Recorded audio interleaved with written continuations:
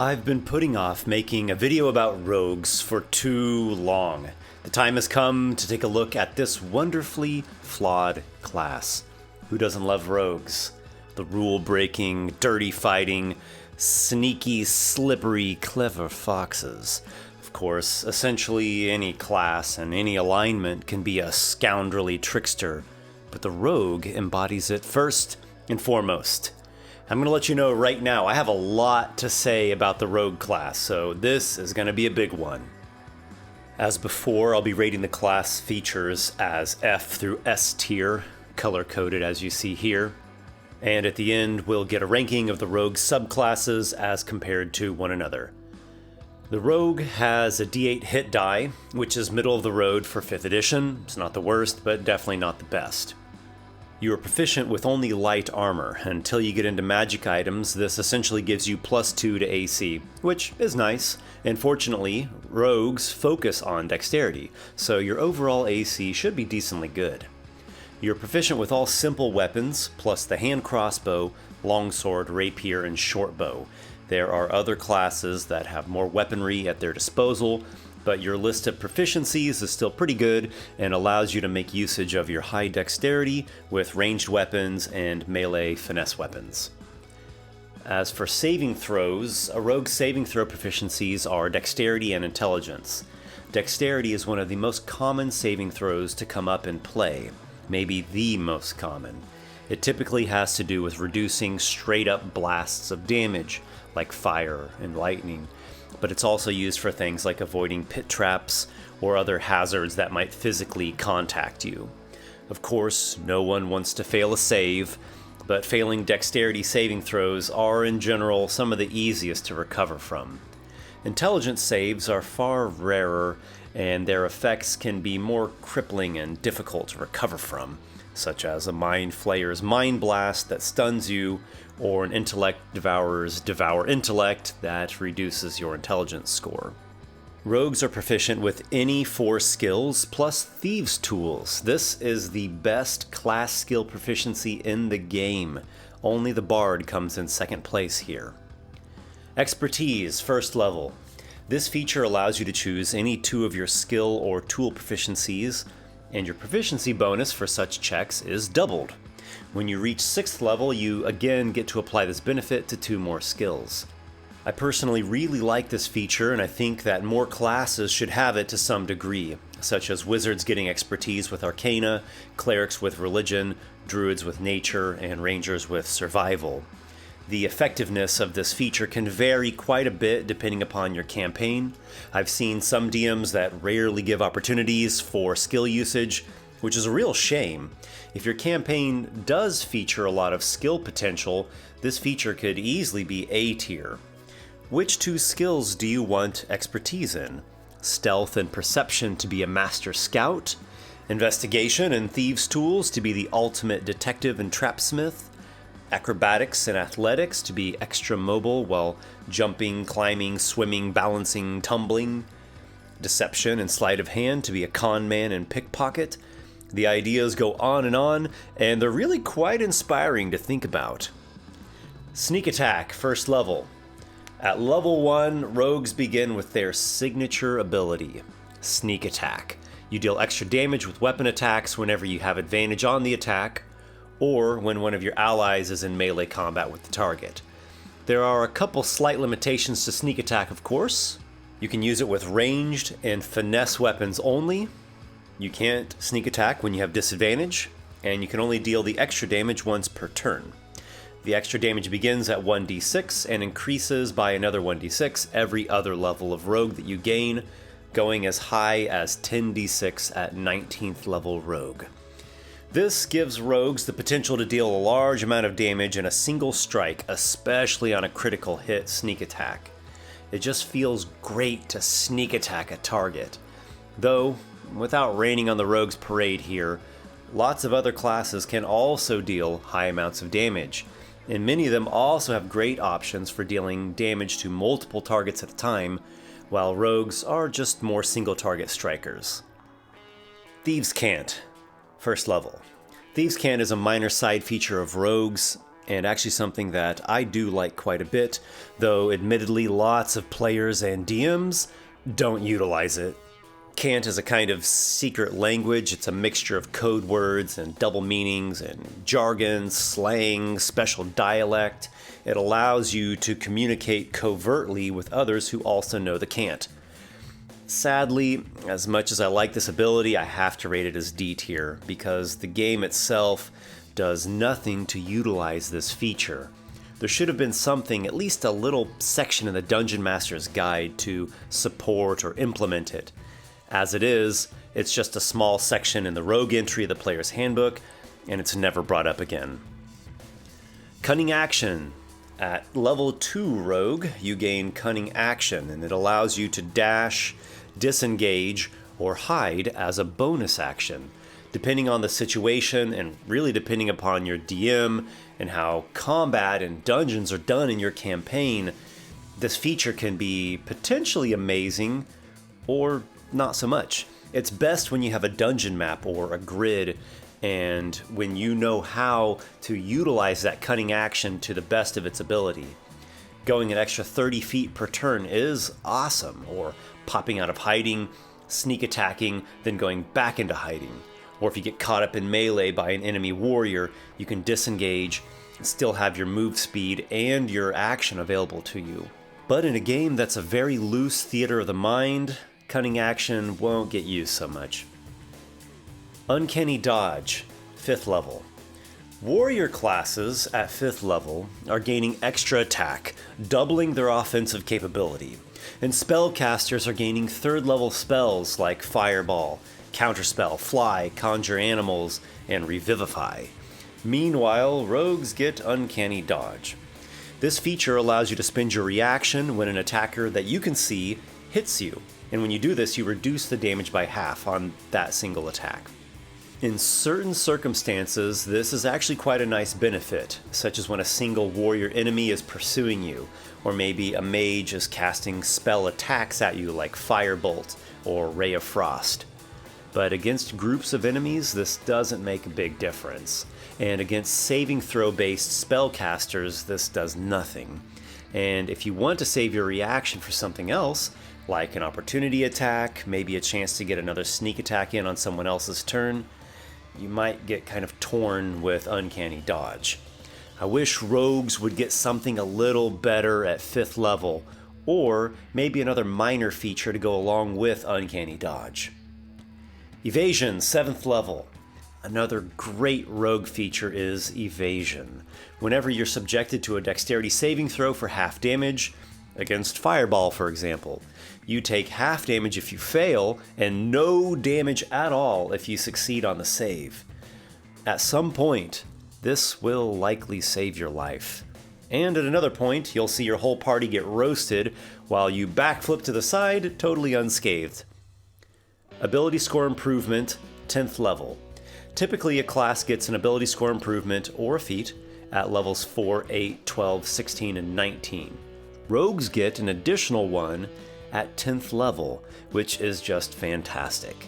Get your dexterity score up to 20 if it's not already there, or add 2 to your constitution to get more hit points, or increase one of your mental ability scores for skill or role-playing purposes, or take a feat. There are plenty of great feats to choose from: Alert, Crossbow Expert, Lucky, Sharpshooter, Resilient, Magic Initiate, Mage Slayer, Fadeaway, Prodigy, Elven Accuracy, and more. Reliable Talent, 11th level. Whenever you make an ability check that you are proficient with, and you roll a 9 or a lower on the d20, you instead treat it as if the d20 had rolled a 10.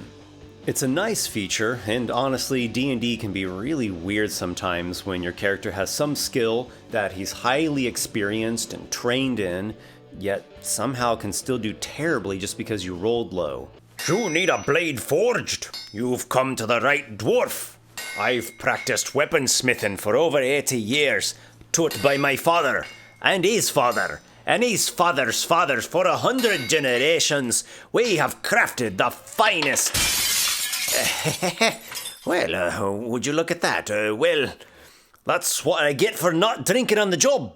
Yeah, it's stupid. It's also stupid that a completely untrained, unexperienced, total newcomer to a skill can do better than a lifelong veteran expert simply by the dumb luck of a D20 roll. But that's a topic for another video, so reliable talent is a comforting feature to have. Situationally, it could prevent a failure at something important, but it's also one of those things that feels like it should just be baked into the game's baseline rules and not really a feature for just one specific class. You're telling me that a rogue that's never cast a spell in his life can be an expert in Arcana with reliable talent on it, but a wizard cannot. Blind Sense, 14th level. Reaching 14th level should reward you with something great. Blind Sense is not great. You basically have blind sight out to a very limited range of 10 feet. Actually, it's not even as good as blind sight. It just lets you detect the location of invisible creatures within 10 feet. This should have come along with Uncanny Dodge at 5th level to bolster up that level. Then at 14th level should provide something really nice. But no. Slippery Mind, 15th level. You gain proficiency with Wisdom saving throws. Well, thanks. This feature seems to kind of come out of the blue, but I suppose it makes sense for a rogue to have developed a really strong willpower, or I guess it's flavored that you just can't be pinned down, not even mentally. I don't know. I think you could rationalize such a thing for any class or any character, which that's what the Resilient feat is for, which, by the way, you can get at 1st level and is better than this 15th level class feature. So every rogue out there eventually gets Wisdom saving throw proficiency? I don't buy it. Wisdom is possibly the best saving throw to have proficiency with. Of the 3 most common saving throws, it's the one that will most often have the effects that just totally screw you up. So this is a nice feature, I just think it's a little bit odd and out of place. Elusive, 18th level. You can evade. You can dodge, and now you can elude. This feature states that no attack can have advantage against you as long as you're not incapacitated. It's simple, straightforward, and highly beneficial. Stroke of Luck, 20th level. At last you have arrived at the pinnacle of roguery. You are the ultimate trickster burglar. And what does this bring you? Once per short rest, you can turn one of your missed attacks into a hit, or if you fail an ability check, you can treat the D20 roll as a natural 20. Well, it's good. Doesn't exactly do anything epic, and really nothing unique at all.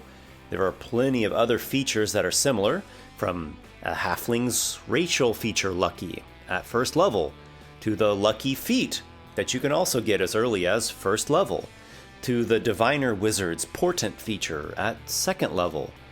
So clearly I think Stroke of Luck should be better. I don't know what it is with 5e giving classes underpowered capstone features. It's a shame, because if you play through a class all the way, you should get a major reward at the end, not something that just makes you consider suddenly multi-classing. There are a good number of general rogue features, and some of them are really worthwhile. This foundation of the class provides for a somewhat flexible character with a high emphasis on skills, mobility, evading certain kinds of danger, and single target, high damage strikes. I would say that the rogue really isn't the best at anything, though is consistently good at many different things. The class is also less complex than a spellcaster, and in fact you might have noticed that almost all the general rogue features are not restricted by how often you can use them. The rogue is an at-will kind of guy who lives turn by turn. Before we move on from here, there is one thing that I want to say to you. Please subscribe to my channel. If you do not subscribe, I will find your house. Use my thief's tool. Open the door. Use my stealth skill. Sneak to your room. And I will sneak attack your goldfish. If you do not have a goldfish, I will give you a goldfish, and I will sneak attack it. Now it's time to dust off our lockpicks and sharpen our daggers as we turn our attention to the roguish archetypes, aka the rogue subclasses. We'll take a look at all the officially published ones at this point in 5e and rank them against one another to see which scoundrel can backstab his way to the top of the dog pile. The Thief. The rogue has a long-standing history in the game of Dungeons & Dragons, and the original name for the class was Thief. It was only in 3rd edition that the name was switched over to Rogue in order to give it a broader scoundrel connotation, as indeed not every rogue is a thief. But I suppose also not every thief is a rogue. Wizards and sorcerers have magic that can make them better at hiding, infiltrating, and stealing than even a rogue can. But I digress there. The Thief subclass has quite a bit of utility, and while its features can improve your combat ability, the Thief is really more of a generalized cat burglar treasure hunter. Fast Hands, 3rd level. Your Cunning action General Rogue feature expands, and now as a bonus action, you can make a sleight of hand check, attempt to disarm a trap or pick a lock, or use an object. Which, by the way, I checked, this does not include using magic items, even potions, as they're considered their own special use magic item thing. There are situations in which this feature could be really beneficial, but it depends so much on what's going on at the adventure site, or even what kind of DM you have. For example, I personally love to implement traps in my dungeons, and sometimes there are traps during combat with monsters. And sometimes there are complex traps that are affecting the whole party and they require multiple disarming checks to disable. But does every DM like to feature such things? No. Outside of initiative or other highly time-sensitive situations, Fast Hands really doesn't provide any benefit other than just a stylish role-playing effect. It's not like your chance of succeeding on pickpocketing increases. The use of an object as a bonus action does have some neat applications, again depending upon what abilities you and your allies are using, what's around you in the environment, etc. Second story work, 3rd level. You can now climb at full speed and your jumping distance increases by a number of feet equal to your dexterity modifier. Much like Fast Hands, the usefulness of this ability really depends upon the actual dungeon or adventure location, and of course, your DM. I love to utilize dungeon terrain, especially terrain that varies in elevation, and there can be higher perches or walkways, or cave ledges and rock formations. And in some of these situations, a mobile, athletic character can shine, and he can utilize the terrain in some nice way. But if your DM doesn't ever feature this kind of terrain, second story work really does jack squat. Honestly, it was difficult for me to rate these two features. I gave them both C tier based on my own DMing style, as they both do provide helpful utility benefits somewhat regularly, but I'm sure other people don't get to use them hardly at all and would consider them D or even F tier. In the end, I encourage you, the player of a Thief Rogue, to proactively utilize Fast Hands and second story work.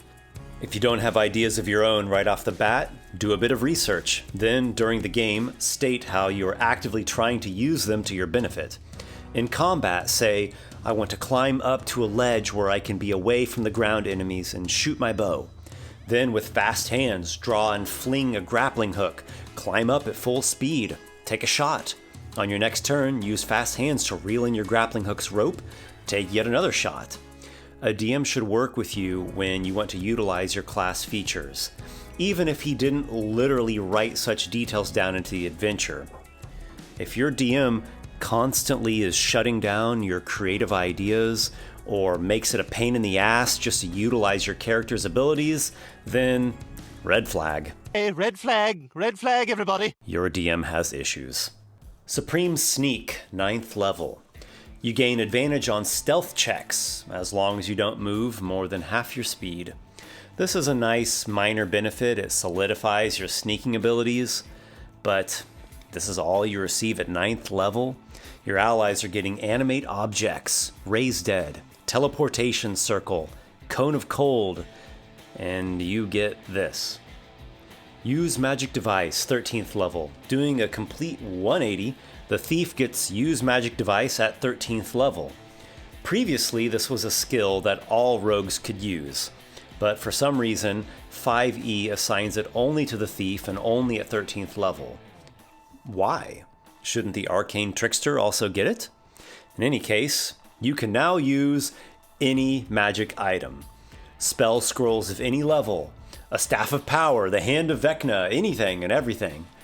Of course, it depends on your DM to a degree, but come on, are there actually DMs that don't give out magic treasure? Are there DMs that don't utilize random treasure tables? That don't allow any way for characters to purchase or create or otherwise obtain magic items that they want? I suppose this kind of DM must be out there somewhere, and I would pity the unfortunate players in that campaign. So, barring the corner case of a DM that forbids you from accessing the main thing adventurers spend their gold on, this ability essentially makes your rogue a little bit of every class, particularly with things like magic scrolls, staffs, and wands. I remember I had a 3.5 rogue character who specialized in use magic device. He had a bunch of arcane spell scrolls and a wand of cure wounds. He was like a rogue, a wizard, and a cleric, all in one. Great ability here. My only solid criticism is that you get it too late. Thief's Reflexes, 17th level. A truly spectacular feature comes to you here. As long as you're not surprised, you can take 2 turns on the very first round of every combat encounter. There will be some encounters in which you sneak attack twice before the enemy has even acted. There will be other occasions in which you spend your first turn positioning yourself to get into range or maybe to get away from potential disaster. Then your extra turn you use to deploy your offense. This is something that you will use all the time and to great benefit. Honestly, it's better than the whole rogue class's 20th level capstone feature. Overall, the thief is hit or miss, pretty swingy subclass. So much depends on the campaign, the adventure, the immediate situation, your DM's style and permissiveness, and of course, your own play style and your own creativity. I think I personally rate it slightly higher than a lot of other people, and that's because I do feature adventures that allow these features to get utilized, and I try to say yes and go with the creative ideas that the players come up with. The Assassin. Next in the PHB we come across the Assassin. As the name implies, this archetype is a killer. This doesn't necessarily mean that you're evil aligned. You might have a certain ethic that you follow. Perhaps you only kill monsters and villains. Will this subclass be all about damage dealing and lack in role-playing and utility? Let's find out. Bonus proficiencies, 3rd level. You are proficient with the Disguise Kit and the Poisoner's Kit. Using a Disguise Kit is a nice way to employ deception and appear differently, though magic is generally more effective, more powerful, and much faster to employ for this kind of disguising. Poison is a way to add some extra damage against foes, against foes that aren't immune to poison. Unfortunately, D&D does not have a good crafting system. Doesn't really have much of a crafting system at all, and this baffles me. You would think that they would have at least made a simple crafting system in one of the supplement books. I mean, we're 7 years into 5th edition and there's nothing really about it yet. The PHB equipment section describes basic poison as requiring an action to apply to a piercing or slashing weapon. It remains for up to a minute or until the weapon hits, and when it does hit, the target must succeed on a DC 10 Constitution saving throw or take 1d4 poison damage. So beyond level 1, there's not much to get excited about there. The Dungeon Master's Guide has several other poisons that are much more potent, much more expensive, and with basic guidelines for harvesting from creatures or other plants. Now, of course, you don't have to be an assassin to have proficiency with a Poisoner's Kit, so this class feature, in and of itself, is just a minor benefit. It fits the style of the archetype. I'm really surprised that the assassin doesn't have an additional perk to poison making, such as no risk of accidentally poisoning yourself, or harvesting 2 doses from slain monsters instead of 1. Assassinate, 3rd level. This is how you do a main class feature. It's something that's effective, thematic, and you get to use it throughout your whole adventuring life. Assassinate says you have advantage on any creature that hasn't acted yet in combat, and when you do successfully attack a creature that is surprised, you automatically score a critical hit. This brings up an interesting question. Imagine you sneak up on a target who's eating dinner, or taking a leak, or reading a book. He has no idea that you're there, and you bring your axe down onto his neck or fire an arrow point blank into the back of his skull. Should that be an automatic critical hit, regardless of what class you are? Seems like it should be. It makes a lot of sense. I, as a DM, would make the call really depending upon certain factors. This might actually be more of a storytelling or skill-based scene and not a combat scene that's going to strictly follow the combat rules. So let's think, who is this target? Is it just a commoner, some kind of non-combatant? Is it a goblin grunt or just a basic city watchman? Yeah, I'd say that as long as the character succeeded on a stealth check, they just get the kill. But if the target is stronger, or they're a more capable, experienced person, or a major NPC, yeah, we're probably going to just stick to the combat rules as written. The assassin is the only one then that can score an automatic critical hit against any target and from any distance. Kind of a tangent here, but this got me remembering how in my epic 30 level spanning 4th edition campaign, there was a Kinku assassin NPC that harried the party during a number of adventures, and never once did the characters discover him. He was that well hidden and kept sneak attacking them from a range. He took 0 damage and was affected by 0 character spells throughout the whole campaign. Of course, this was 4E, and that was a system that gave actual epic abilities to non-spellcaster classes. And to everyone who says that I hate martial classes, I think that the Barbarian, the Fighter, and the Rogue were among the best classes in 4E, and they were some of my favorites from that edition. Unfortunately, 4E itself was too flawed and had to be put out of its misery. Well, let's get back on track. Infiltration Expertise, 9th level. This feature is an expanded application of the Deception skill, and almost identical to the Charlatan background, except that you can create multiple false identities instead of just one. Honestly, anyone should be able to do this, regardless of what class they are. They can just use skills and role-playing to accomplish it. And this is supposed to be a 9th level class feature? What a disappointment. And it's a shame too, because I usually love this kind of role-playing and plot web weaving. Imposter, 13th level. Shake your heads as the disappointment continues at level 13. If you observe someone for at least 3 hours, you can flawlessly mimic their speech, writing, and behavior, though someone who knows the target, or just someone who is a particularly keen observer, might find you out and you'll still need to make a deception check to pull this off. How is this a 13th level class feature? Your allies can teleport across the plains, disintegrate people, resurrect someone from the dead who's been dead for decades. They could even create an entire simulacrum of that target person. This is why people think that I don't like martial classes. What I don't like really is shit features like this one that 5e gives to the mid and high level martial classes. These classes deserve better. Deathstrike, 17th level. The Assassin's Capstone feature actually is quite good. When you hit a creature that is surprised, which, remember, is going to be a critical hit for you, that target must succeed on a Constitution saving throw or take double damage. Oof, this isn't going to work all the time now, especially against the legendary things that you fight at 17th level and beyond. But when it works, you are going to savor the massive, massive damage your assassination strike delivers. Well, I thought the thief was hit or miss, but the assassin's even more so. It's just weird. Some of these features are so piddly and outshined by other options and other classes. But the almighty first round surprise attack assassinate does gobs of damage. I'm just scratching my head at this. Well, let's move on. The Arcane Trickster.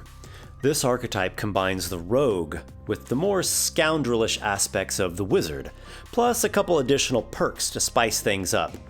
Will the Arcane Trickster redeem the swingy offerings we've seen so far?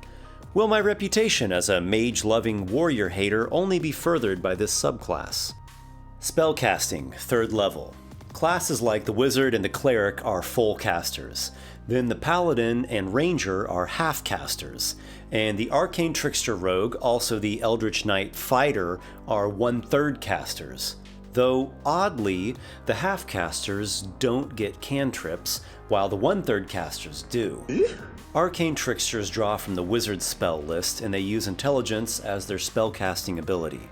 At 3rd level, they begin with Mage Hand and 2 other wizard cantrips, along with 2 1st level spell slots. Their number of spells known is pretty low. It's about the same as a warlock, though oddly again, it's slightly higher than a ranger. You have to choose mostly illusion and enchantment spells, which fit the archetype, though a few of the spells throughout the levels can be from any school of magic. Your spell progress, of course, is on the slow side, getting 2nd level spells at Rogue level 7, 3rd level spells at Rogue 13, and a single 4th level spell per day at Rogue 19. All in all, you can be quite a decent secondary caster, especially considering the at-will cantrips. I should make a quick comment here about the Bard class, which, if you haven't noticed, I am fond of. When concepting your character, you might consider if the Bard would be better for you. See if it's a better fit for what you're actually looking to play. Bards are full casters who get virtually any kind of spell. Especially they get a lot of trickery spells and stealth/infiltration type spells. They are based on charisma, which means your primary ability score is the same one that's used for deception, persuasion, and intimidation. They also get skill expertise, they can support and improve the entire party, and they also embody that scoundrel trickster archetype that we love from fiction and mythology. What bards do not have are sneak attack for an at-will single target high damage. They don't have cunning action for mobility and utility, nor do they have those rogue defensive maneuvers like evasion and uncanny dodge. So, some food for thought there. Mage Hand Legerdemain, 3rd level. Also at the beginning of the Arcane Trickster subclass is this interesting utility feature that makes use of your Mage Hand. It becomes invisible, in fact, so no one can even see it while it's manipulating things. You can pickpocket with it, stow items, even attempt to disable traps and pick locks, all at a range. 30-foot range, but still at a range. As well, you can use your bonus action to do Mage Hand manipulations, or if you use your action as well, you can do 2 Mage Hand maneuvers per round. Mage Hand as a spell does not require concentration, it lasts for a minute, it's an action to cast, and it requires verbal and somatic components to cast it. The creative potential for what you can do with this is pretty tremendous, and it surely can help you in all kinds of different scenarios, especially when you're combining it with skills like stealth, sleight of hand, deception, and of course also with your Thieves tools. Magical Ambush, 9th level. While the Thief and the Assassin had terrible 9th level features, the Arcane Trickster gets a great one. Whenever you cast a spell on a creature that you're hidden against, it has disadvantage on its saving throws against the spell. All saving throws, even ongoing ones. There are very, very few things in 5e that provide this kind of benefit. The Sorcerer's heightened spell metamagic comes to mind, though it only applies to the first save the spell imposes, not to any ongoing saves, if there are any. The downside to this feature, of course, is that your spells are not as high level as your full caster allies, and you don't have a lot of spell slots to be casting a bunch of spells that are above cantrips. For example, at 9th level, you have 4 first level spell slots and 2 second level spell slots. Still, imagine casting Hold Person twice per day and the target has disadvantage on all its saving throws. Even just one round of paralysis can be a major detriment to someone. Imagine a second round where you're sneak attack critical hitting the paralyzed target. That's a death sentence. Another downside would be if your intelligence score is not quite high enough to give you a really competitive DC. But remember, just next level at level 10, you're going to get that extra ability score improvement. Magical Ambush gets even better when you factor in magical items like spell scrolls, staves, and wands that allow you to cast more spells. I love this. Versatile Trickster, 13th level. As a bonus action, you can distract a creature that's adjacent to your mage hand, giving yourself advantage on attacks against that target till the end of turn. Now before you get too excited, keep in mind that mage hand has a range of 30 feet, and you have to spend an action to cast it, along with uttering the verbal components that might give away your position. And even if you do already have it active, you might have to use a bonus action to get the mage hand into place next to an enemy. So this feature could be kind of a hassle for you, though maybe you enjoy it. Maybe you like the puzzle or the challenge of getting everything in its right place. And of course, when Versatile Trickster does work, gaining advantage just by yourself is really nice. Spell Thief, 17th level. This feature is kind of complex, and it's one that you can only use once per long rest. First, an enemy has to cast a spell that targets you or at least includes you in its area. Second, you spend your reaction to force the enemy to make a saving throw based on its own spellcasting ability. If it fails, the spell just doesn't affect you at all.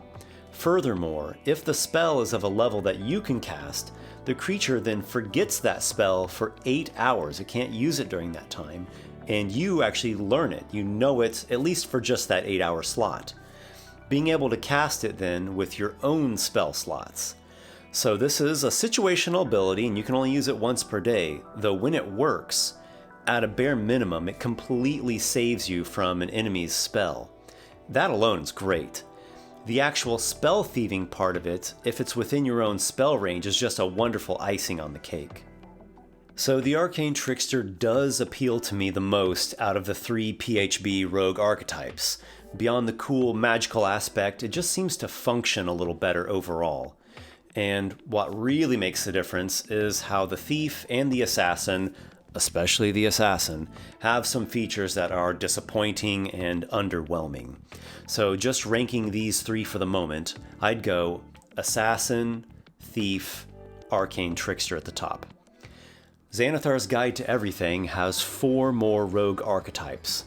But I've already gone through 14 pages of script here, and I have a lot to say about the Xanathar's rogues as well. So I'll cover them in the Rogue Part 2, and then we'll get the full ranking of all the subclasses. So sit tight, I'm going to get to work on that, and until then, you rotten scoundrels, may your adventures be many.